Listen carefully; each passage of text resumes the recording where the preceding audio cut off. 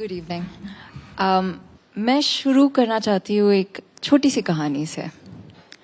कुछ महीने पहले मेरे फ्रेंड ने बताया कि मुझे मैराथन रन करना है। अच्छा ठीक है। So she spend the next few months finding a trainer. She bought new shoes. She practiced every morning. She took protein supplements and it was okay क्योंकि कुछ physical exertion करने के पहले हम prepare तो करते हैं. Now what if I tell you that before I came on stage, I was very stressed. To add to my stress, आज मेरी phone has stopped working. My dog at home is quite unwell. I have to be on stage. मुझे बातें करनी है. मैं कुछ गलत बोल दूं. Suddenly the stress got too much for me and I decided in the morning कि आज मैं मेरे थेरेपिस्ट से बात करूंगी. मैं मेडिटेशन करूंगी. मैं मेरे जर्नल में लिखूंगी. अगर मैं ये बताती हूँ, most people think ये तो बहुत कमजोर है, ये ज्यादा सोचती है. ये तो लाइफ है, इसमें क्या सोचना है ज्यादा. थेरेपिस्ट पे जाती है इतनी छोटी बातों के लिए. मेरे जमाने में तो ये नहीं होता था. For some reason, when we have to prepare our minds to do something or improve our behavior to handle something, हम डर जाते हैं और we are very dismissive about it. And I have a hunch that some of this comes from the fact कि हमें पता ही नहीं है कि mental health treatment है क्या. So I would actually like to start this session from the very, very basics. Doctor, you've had 3 decades of experience.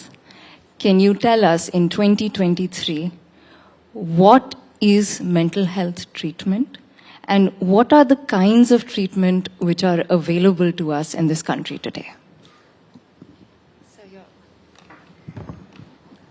बहुत शुक्रिया इंडिया टुडे इस न्योता के लिए.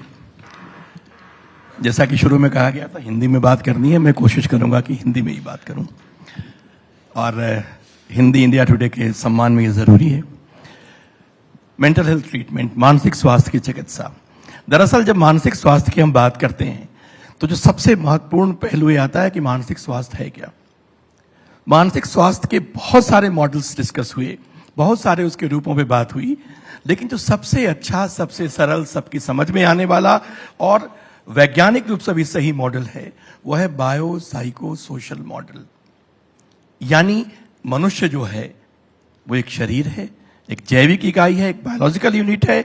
उसके साथ साथ वो एक साइकोलॉजिकल यूनिट है. उसके अंदर भावनाएं हैं, विचार हैं, क्योंकि हमारा शरीर जो है उसके ऊपर में एक मस्तिष्क होता है और मस्तिष्क जो काम करता है उसको मन कहते हैं, तो जो मानस कहते हैं. तो उसके जो क्रियाएं हैं वो शरीर से जुड़ी हैं लेकिन अलग से दिखती हैं, इसलिए एक इकाई वो. और मनुष्य रहता कहाँ है? समाज में. समाज जिसमें कि संस्कृति है, जिसमें कि हमारा इतिहास है, जिसमें कि हमारी राजनीतिक परिस्थितियां हैं, जिसमें कि हमारा भविष्य है, उसकी चिंताएं हैं. इसलिए मानसिक स्वास्थ्य का कोई भी मॉडल जो होगा वो बायोसाइको सोशल मॉडल होगा.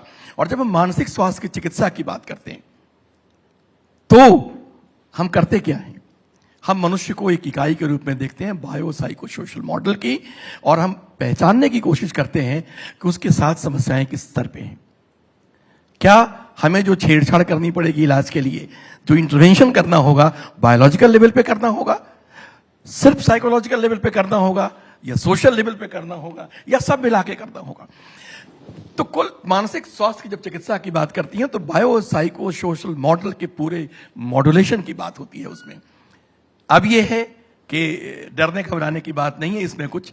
मैंने थोड़े भारी भरकम अंदाजे बात कह दी कि आदमी जब डॉक्टर के क्लिनिक में आए और उसे आप कहे कि उसका आपको हम बायो साइको सोशल असेसमेंट करते हैं और going to give you bio psycho social treatment, ऐसा कुछ नहीं होता है. जब सामने आता है उसके दुख, मरीज तो दुख ही कहेगा और हमें उसके दुख को सुनना है. हमारा मन जो है वो हमारा दिमाग सोचता है कि इसमें जैविक तत्व कितने हैं, बायोलॉजिकल क्वांटिटी कितनी है, साइकोलॉजिकल कितनी है और सोशल कितनी है, और उसके हिसाब से इलाज तय होता है. अगर किसी को स्टेज पे अभी जाना है और अभी उसकी धड़कन बढ़ी हुई, हमारे पास 10 मिनट का समय है, हम उसको ऐसा नहीं कह सकते हैं.